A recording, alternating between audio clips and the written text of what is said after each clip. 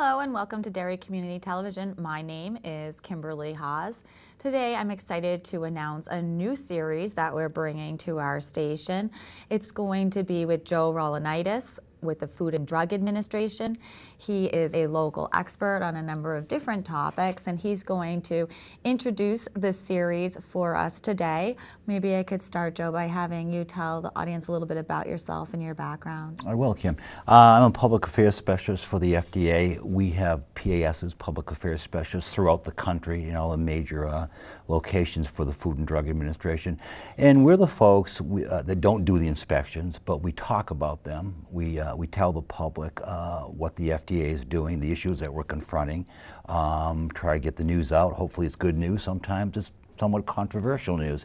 We're the bringers of information to the general public. Your viewers are our consumers, and that's what we do. Now, you were telling me something very interesting on the phone prior to our interview today, something about the amount of money that people spend and what the FDA is regulating or overseeing and what the proportions are. Sure, there's a lot going on. The FDA regulates multi-billion-dollar-a-year industries. And the bottom line, the mission statement for the Food and Drug Administration is consumer protection. In fact, 25%, Kim, that's 1/4 out of every dollar that your viewers spend their money on is on something the FDA regulates or safeguards. So we really have a big footprint out there in the community. We watch over most of your foods.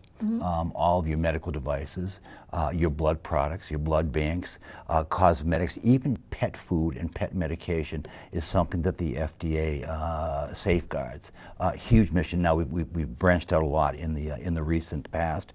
We're into the tobacco regulatory area, and the real bottom line for all of this, and this is a point that as a public affairs officer I like to get across, is to safeguard the health and well-being of the American consumer. Big mission.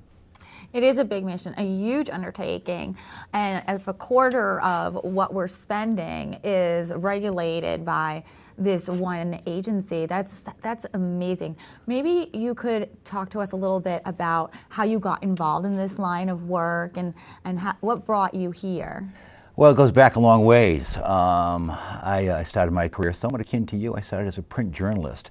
And there's something about journalism and journalists. I think they want to reach out. Sometimes they want to help. They want to input. I think they want to carry the news. And my career metamorphosized. I was in print for a while, went into radio, and eventually went into military service and actually wrote and photographed for the US Army for a while. And then getting out of that, I returned to the civilian sector and felt that government service offered a lot to satisfy my need to help out the nation. I think I really want to be of service to the country. It's not a bad idea, not a bad concept. So I applied way back when to the US FDA. They had an opening in public affairs, got the job. This was 20 years ago, a while back.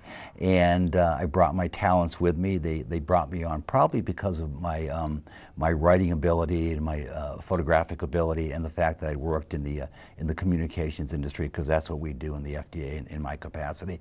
And that brought me in. The rest is sort of history. I've adapted and adjusted to the issues that have come up. It's been a great career. It's a career where you serve. And service to the nation, service to the consumer, service to your viewers. It's a good way to spend your time, and so I've liked it. It really is. Now, what would you say has changed in the last 20 years since you first started with the Food and Drug Administration? Oh, that's a great question. Oh, so much. Technology. When I started, we actually had typewriters. Now it's all digital. It's with websites. It's quick information, and we've seen. I'll tell you something very interesting, Kim. We've seen the number of telephone calls to the public affairs office decrease dramatically. People email us all the time now. We get emails all the time, and we respond accordingly. We can nowadays send out a lot more information because we have websites. We have the FDA website and a host of other sites with information that your viewers can get information on what we regulate and what the issues are to them. So I've seen the technology change a lot, and I've really seen the FDA broaden its mission. Globalization, I guess that's the word we hear a lot of. Now we're global. We actually have FDA people going overseas. We set up offices in embassies in Beijing, in India, in Eastern Europe, where we have FDA staff actually overseas doing inspections and making sure the quality of what we import from these foreign nations is matching the standards that we require in this country. So globalization, technology enhancement, and the simple fact that I'm getting older and it's hard to catch up on some of this stuff. No, it sounds like you said, like an amazing career, very, very interesting. And for people at home who are interested in finding out some more information about what is being done with the FDA, you have a great website. What is that website, Joe? That would be www.fda.gov, and it is pretty good, Kim. It's pretty user-friendly. You've been on it, and all you have to do is type in the search area the topic you're looking for, whether it's obesity, food safety, generic drugs, internet, medications and whatnot. It responds quite well, and there's a lot of information on there for your viewers. Really, a great deal. Yeah, all kinds of different topics, even more topics than we're going to be able to get the chance to talk about on our series. Let's tell the audience a little bit about what we're going to cover for them during our time. Well, you've been kind enough to open the doors here at the studio, and I appreciate that as a person, and your government appreciates that as a regulatory agency that really needs to get its information out. We're in an era, I think, where there's a lot of government distrust. There's loss of funds or abuse of funds. I think the FDA really does bring an honest sense of service to your viewers, to my consumers, same audience. Well, there's a lot of stuff. Obesity, major issue in this nation. Unfortunately, Americans, especially children, young people, childhood obesity are just not working out enough and eating too much, and their diets aren't really under control. Medications, generic drugs, name brand drugs, purchasing drugs on the internet. Medication is such an important part of keeping a nation healthy, and I think those issues should be something I hope we can talk about in the future. And proper medication exactly. for things. Yep, yeah, how you apply it, what you should use. People do abuse prescription medications all the time, and it's definitely a danger. Food safety and food defense. A nation is only as good as its food supply. We're gifted in the United States, in southern New Hampshire, to have a real safe food supply. But it takes work. It takes work on the local area, among the retailers here in Derry, as well as the state of New Hampshire and the feds. You need to all work together to make sure your food supply is safe. Health fraud. I mean, health fraud will be a series or a section of the series where I can actually bring in some health fraud gimmicks, talk about that old form of deception, how it can be dangerous to people, how you can guard against it, how you can protect yourself. There's a lot of warm weather safety topics, warm weather food safety, barbecue basics, proper use of suntan lotion. That's changed a great deal in labeling. There's just almost an endless number of things that we can bring to your viewers. Absolutely, and I want to bring up tobacco as well. There's just so many different things. And for the barbecue one, we'll have to go outside. I'd say that's an outdoor shoot. We'll get the burgers going. Get the burgers going, exactly, and make sure that we catch up on all of those things. Because it is important. It's something that people need to be reminded of. It's something that I need to be reminded of. Everybody needs to hear some of these messages, and I'm hoping that these programs can serve as something that's educational for our audience, but fun too. Sure, we'll lighten them up. Yeah, absolutely. And speaking of fun, let's talk a little bit about the history of the Food and Drug Administration. I find this fascinating. Well, we go back a little ways. A couple years ago, in 2006, the FDA celebrated its 100th anniversary, which was an interesting milestone for a bureaucratic regulatory agency, which I'm very proud of. You have to look way back to the 1840s and the 1860s to get the real basis of where the FDA started. We started as the Bureau of Chemistry way back when. a couple hundred years ago, under the basically under the Lincoln administration. Of course, in the 1860s, the United States was involved in the Civil War, and failure was not an option for Mr. Lincoln. So he helped to enhance and create the Bureau of Chemistry. One of the reasons for the creation of the Bureau of Chemistry was that we needed to look really closely at the food that we produce for the soldiers, as well as the medicine that they needed to treat wounds in conflicts, because as I said, you couldn't lose that war and stay together. So the Bureau of Chemistry came online in 1862. It had been around for a while before that, but it really came into fruition during the American Civil War. So that was really the precursor of the FDA as we know it. That evolved through social awareness, social progress, and the fact that quality of food in the 1870s and 1880s was really lacking. Medicine and food, you couldn't go to like a Walmart or a CVS or one of the No. they weren't around, and so the quality was really dubious. Health fraud was rampant. Abuse and misuse of medication, bad medication and bad food just wasn't there. And the nation was progressing. We were becoming more developed. The Industrial Revolution had come and never left. And so we had a very, very vigorous young president, Teddy Roosevelt, hero of San Juan Hill, governor of New York, assistant police chief in New York, and a very progressive president who in 1906 signed the Pure Food and Drug Act, and that created the FDA as we know it. That was 1906. Of course, the 100th anniversary was in 2006. So Roosevelt, looked at the laws and the need to have an agency in place, Kim, that would safeguard America's food, make sure it was properly labeled, wasn't adulterated, which means contaminated, and that it was good and safe food and medicine for Americans to enjoy. And that really kicked the agency off as we know it. We've had numerous rules and regulations since then, many issues that we've confronted, everything from tobacco to generic drugs and health fraud, as I mentioned earlier, and the agency has developed accordingly. We now have about 12,000 people working for the Food and Drug Administration. When you look at the population of 300 million Americans, that's not a lot of people. That's really not a lot of people. But the one thing about the agency is that we developed a good rapport with industry. We have respect, not through fear. We're a scientifically based regulatory agency, so we have respect from knowing what to do, how to do our job, and applying it equally across the board to the industries that we regulate. So we've developed a good reputation. We have a lot of science behind us. We've got a lot of good folks, doing the job, and I think it makes a difference on the health and quality of the American population. It's a good fix, a good, sort of a good mix.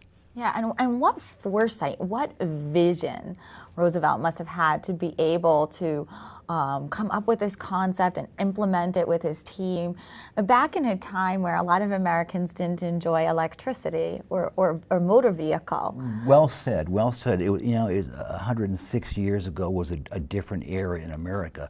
I think Mr. Roosevelt was well ahead of his time. He was a progressive reformer, as you know, and he had a great faith in the American spirit.